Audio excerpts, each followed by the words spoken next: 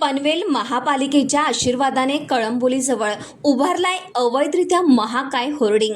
अधिकाऱ्यांच्या हलगर्जीपणामुळे उत्पन्न पाण्यात. व्यावसायिक किंवा शुभेच्छांची जाहिरात करण्यासाठी पनवेलमध्ये गर्दीच्या ठिकाणी होर्डिंग्स लावण्यात आलेत.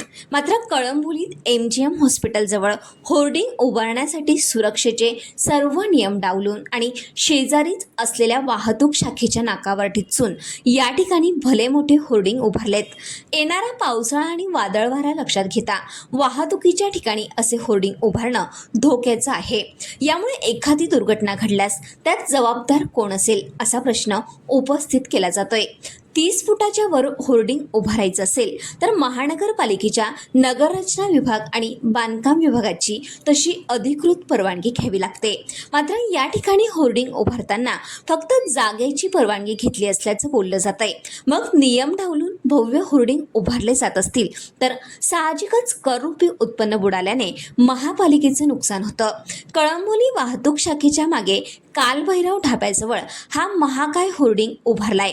या ठिकाणी नेहमीच वाहतुकीची वर्दळ असते. त्यामुळे अशा होर्डिंगची परवानगी देताना महापालिकेने काळजी घ्यावी.